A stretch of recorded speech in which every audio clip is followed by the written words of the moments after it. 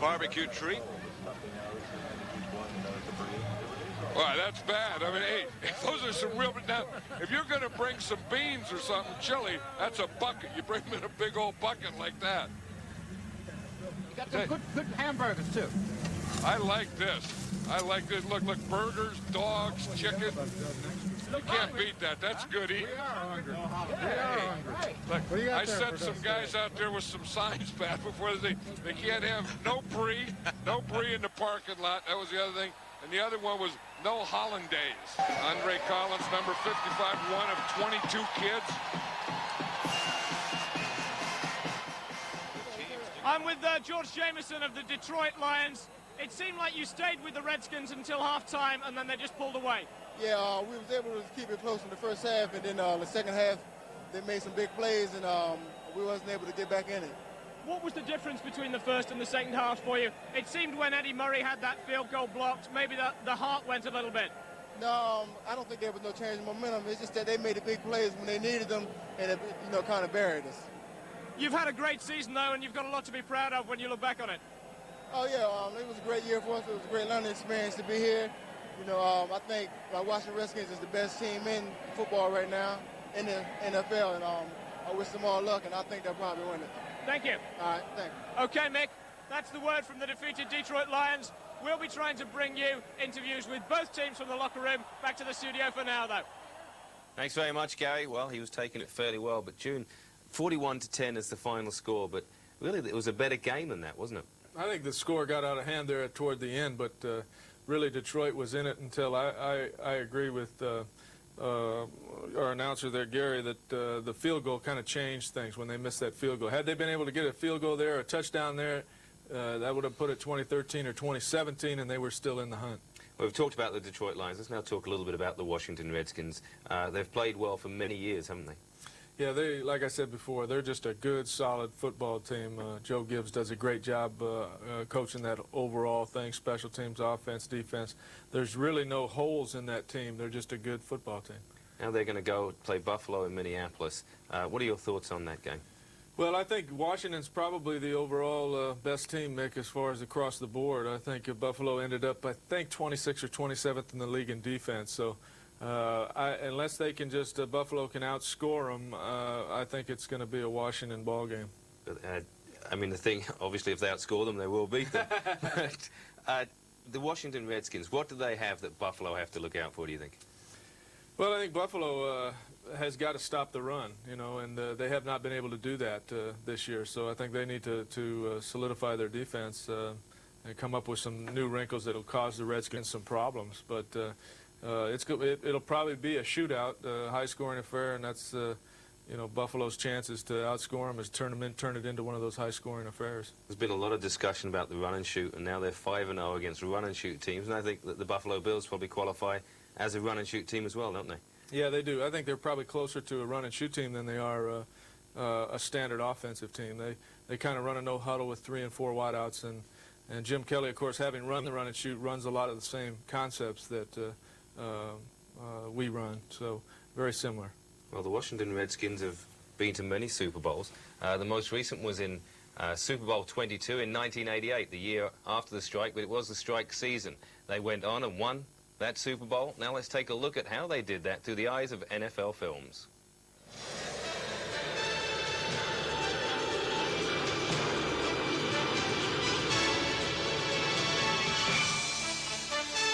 Good afternoon from Jack Murphy Stadium in San Diego, California.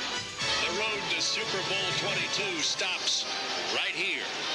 This afternoon, we're going to play the biggest football game in the history of Western civilization. Or for this year, anyway, the Washington Redskins against the Denver Broncos. Come on! Let's go! Touchdown, double in on key! Let's go!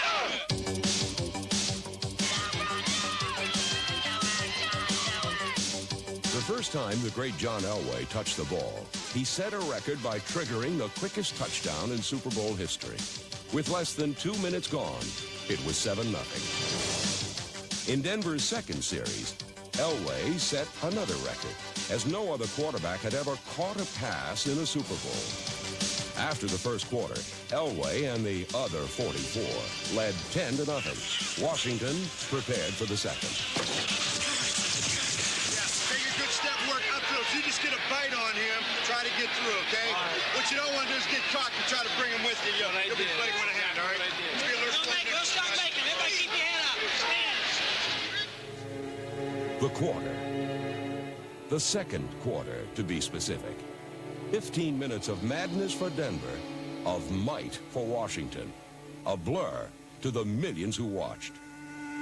First and 10 at the 20-yard line. I formation. Play action fake. Williams going up top. Got Sanders on the fly. Midfield. He's gone. Unless they can catch it. The 30, the 20, the 15, the 10. Touchdown. Washington Redskins. We're coming back. We're going to do it. Third down, 2 yards to go. It's Monk who's in motion. Williams to pass. Lobs it up. He's got Clark at the goal line. He's got it. Touchdown. Washington Redskins. First and 10 at the 42. He'll hand off to Smith. And he's back. Good hole. Midfield. Horse race to the 40. Far side 35, 30, 25, 20, 15, 10, 5. Touchdown. Timmy Smith. Williams looks over that Bronco defense. Here he comes. Nope. Faked out everybody. He's got Sanders in the clear at the 10. Touchdown. It's a new Super Bowl record. Williams is back. Lobs it into the end zone. He's got Didier. Touchdown. Holy cow. It's 34 points in this quarter. Before the game, Doug Williams was asked how it felt to be the Super Bowl's first black quarterback. Afterwards, how it felt to be its most valuable player by firing 4 touchdown passes in the second quarter alone. Number 83, Ricky Sanders, caught 2 touchdown passes in that remarkable quarter. And his 193 receiving yards set yet another record. The Redskins scored 5 straight unanswered touchdowns in the most explosive quarter in Super Bowl history. At the heart of that attack was a previously anonymous running back named Timmy Smith, who ripped through gaping holes for 131 yards by halftime.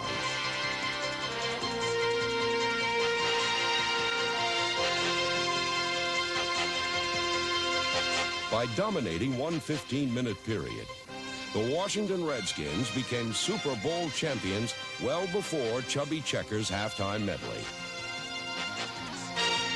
Denver's gimmicks, gadgets, the Duke, and the Three Amigos were simply no match for Washington's size and strength. The Skins had backed their lighter opponent against the ropes, and with mighty combinations, spent the second half pounding John Elway. Red 98 hot.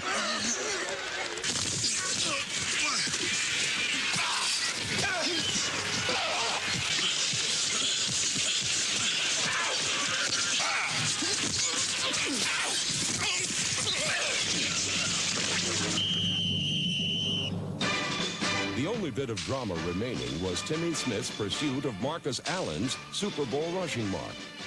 Smith's 204 yards set a new standard, and his second score mercifully ended Super Bowl 22. Snap, here comes Timmy Smith up the middle. Touchdown, Washington Redskins. For the second time in a decade, Washington claimed the Vince Lombardi Trophy. The Redskins had blazed their warpath, and it had taken them down Glory Road to the World Championship. Great moment for the Washington Redskins. That was just in '88. As you noticed, the 2 big stars of that was Smith and also Williams, the quarterback. Both are now out of the game. June, the Buffalo Bills now. Let's move on to them. They won in the AFC earlier this afternoon, 10-7 against the Denver Broncos. Are they the team, the best team in the AFC, in your opinion? Well, I think Denver really outplayed them today, and had that game been played in Mile High Stadium in Denver, we'd probably be looking at the Bronco-Redskin rematch. But Buffalo deserved playing at home, having the best record in the AFC, so they got the luxury of playing at home, and really Denver probably outplayed them, but just didn't win the game. This is a good team, though, isn't it, the Buffalo Bills? They're a very good team, and, you know, as you said earlier, I think that game probably woke them up a little bit because they've waltzed through pretty much everybody with that offense of theirs, and they met a good defense this week in Denver, and they shut them down. Well, we're going to talk a little bit more about the game, the matchup of Super Bowl 26, but first, let's go to Bob Costas, an American interviewer who got a chance to talk to some of the players after the AFC Championship game. This is probably the best team that we played all year. We knew it was going to go down to the wire, but we knew we had to play 64 minutes, and we'd come out on top one way or another. We're going to get Carlton Bailey in here in just a moment, but as they run the replay of the 11-yard return for the touchdown, tell us about the recognition of the middle screen, which Elway had hit earlier to hurt you. Exactly. Well, I've been calling the middle screen out the whole day because they would use number 30 in the ball game, and I pretty much yelled it on the line of scrimmage. I think we reacted to it. I laid back for the screen, and Jeff Wright tipped the ball, and Carlton Bailey was there to make the big play for the touchdown. Well, on the interception, we just had a middle screen on, and I had a window there, but it was an awful small window, and as I threw the ball, I think Wright tipped the ball right into Bailey's hands, and I should have made the tackle, but I didn't make the tackle. As well as our defense was playing, you never know what happened, but you can't give enough credit to our defense. They hung in there against the #1 offense in the league and just played unbelievable, and we're just offensively disappointed we couldn't put some points on the board. You came in expecting to win. How tight did the collar become as this one rolled along? Well, we knew it was going to be a tough game, especially they've been in this situation before. It's not like having a team come in that has never been here before. They've been here 3 times. They've won all 3, and this is just another one under their belt. They wanted it just as bad as we did. I guess the home field advantage took care of itself when we needed. And I tell you what, when Carlton intercepted that one, the whole offense was saying, please get into the end zone. In a few seconds, a quick personal thought about going back to the Super Bowl. Well, I'm excited. Like Coach Levy said, our goal wasn't to get there. Our goal was to win it. He said it wasn't to get to it, was to win it, which was obviously their thoughts for last year when they were beaten by the Giants.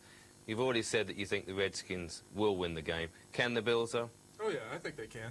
I think the one advantage that Buffalo has going into the ball game is that they are very similar to a run-and-shoot team.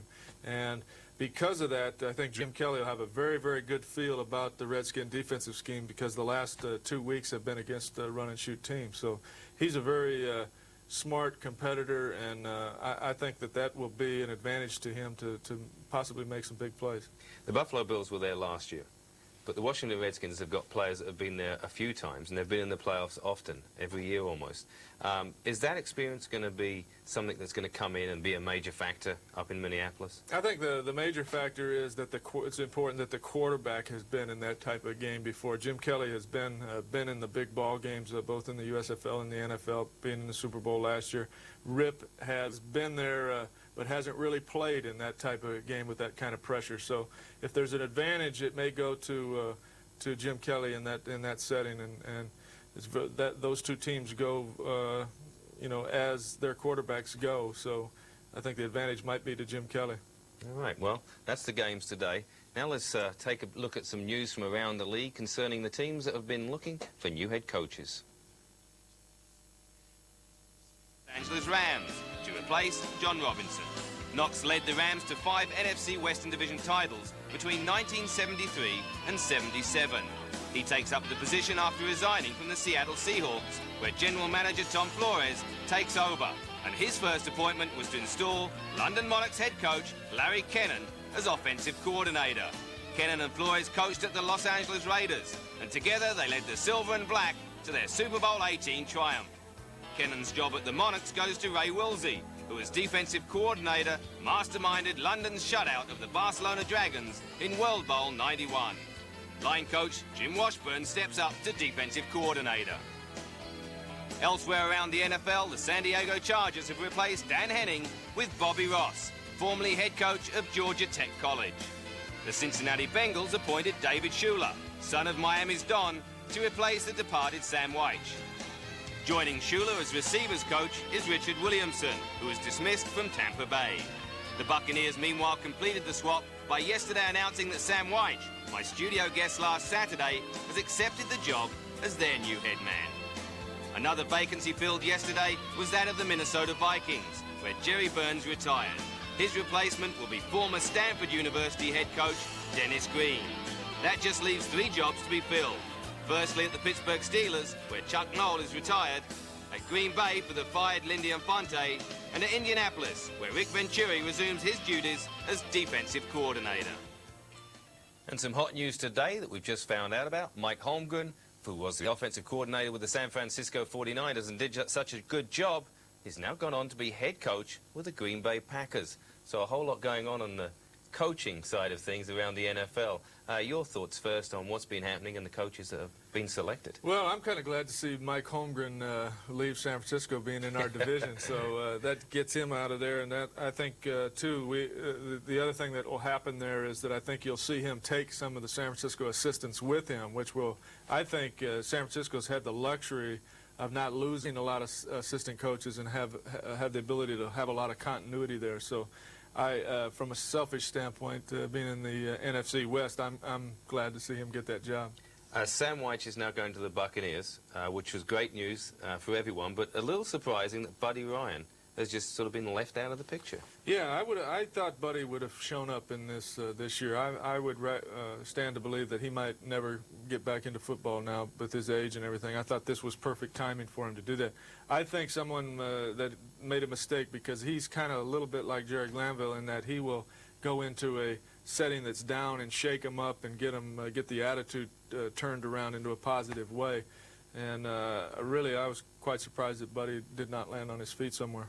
I was surprised at that. I was also surprised at Mr. Culverhouse's reaction to Bill Parcells. It sort of told me that maybe Bill was right initially by saying, I'm not sure of this, because if he really wanted him like he said he did, he'd have swallowed his pride and his ego and said, Bill, come on in. So I was surprised at that one. Now, the other one is the Pittsburgh Steelers, Indianapolis Colts. They're still open.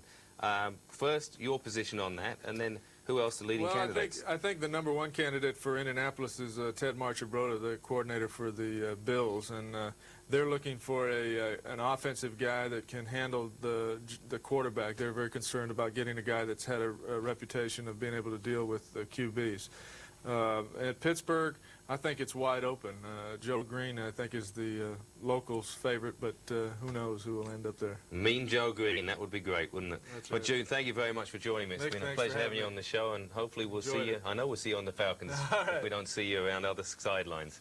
And that wraps things up for today. All that remains is the season's finale, Super Bowl 26, Minneapolis, on January the 26th. Gary and myself will present a special edition of Red 42 for Minneapolis on Saturday the 25th at the normal time of 12:30. Then on Sunday, it's an American extravaganza like no other, Super Bowl 26. We come on air at 10:45, and it's a game you don't want to miss. So until next time, we'll leave you with the celebrations from today's winning teams, the Buffalo Bills and the Washington Redskins. I wonder who will be celebrating come the 26th.